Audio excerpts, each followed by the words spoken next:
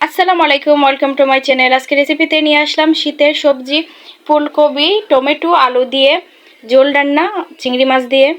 আর এইভাবে কিন্তু ঝোলটা রান্না করলে ফুলকপির খেতে খুবই দারুণ লাগে, খুবই টেস্ট হয়।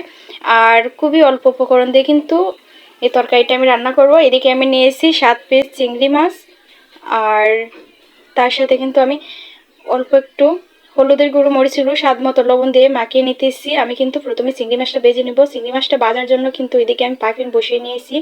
ঢাকনাটা সরিয়ে নিয়ে আমি মেজারমেন্ট সাইজের কাপ দিয়ে 1 কাপ তেল দিয়ে আমি প্রথমে চিংড়ি মাছটা ভেজে নিতেছি। আর চিংড়ি মাছটা কিন্তু ভেজে এইভাবে খোসাসহ রান্না করলে খুবই ভালো লাগে। আমি চিংড়ি মাছগুলো কিন্তু অফ ক্যামেরা আমি কেটে ভালো করে ধুয়ে নিয়েছি।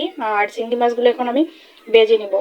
চিংড়ি মাছটা ভাজা হয়ে গেছে, এক পিসটা আমি এখন উল্টিয়ে নিতেছি। উল্টিয়ে আমি কিন্তু মুসমুসে করে ভেজে নিতেছি। আমি কিন্তু বেশি মুসমুসে করব না, মিডিয়ামভাবে রাখবো।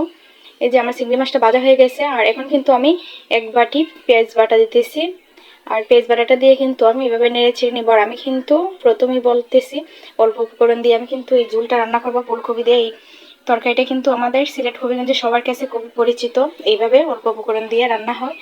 আর এদিকে আমি শুধু পেঁয়াজ বাটাটা দিয়েছি। পেঁয়াজ বাটাটা কিন্তু ভাজা হয়ে গেছে। এক্ষেত্রে কিন্তু আমি হলুদের গুঁড়ো 1 চা চামচ দিতেছি। আর অল্প একটু পানি দিয়ে দিলাম যাতে কড়াতে পুড়ে না যায় উপরে সবগুলো মশলাগুলো, তার জন্য। আর এখন দিয়ে দিব আমি মরিচের গুঁড়ো আর ধনিয়ার গুঁড়ো। মরিচের গুঁড়ো আর ধনিয়া গুঁড়ো দিয়ে আমি ভালো করে কষিয়ে নিতেছি। আর ওইদিকে কিন্তু আমি ফুলকপি টমেটো আলু আমি কেটে ধুয়ে নিয়েছি ভালো করে। আর প্রথমে আমি ফুলকপিটা দিয়ে দিলাম। আর সাথে কিন্তু ফুলকপির যে কচি পাতাগুলো আছে এগুলো আমি দিতেছি। ফুলকপি আর আলুটা আমি প্রথমে কষিয়ে নিব। একটু নেড়ে চেড়ে নিয়ে আমি ঢাকনাটা লাগিয়ে দিতেছি। আর এইভাবে কিন্তু ফুলকপির ঝোলটা রান্না করলে বাসার সবাই পছন্দ করবে। আর নিমেষে কিন্তু 1 প্লেট ভাত শেষ হয়ে যাবে, এত মজা হয়। আর আমি জানি না কার কাছে কীরকম লাগবে। আর এইটা কিন্তু আমাদের সিলেটের হবিগঞ্জে সবারই খুবই পরিচিত এই তরকারিটা।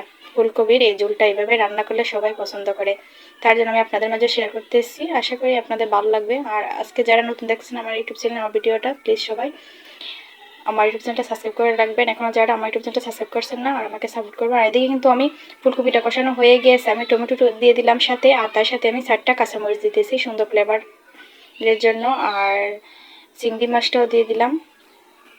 দিয়ে আমি কিন্তু চিংড়ি মাছটা দিয়ে একটু উল্টে পাল্টে নিতেছি।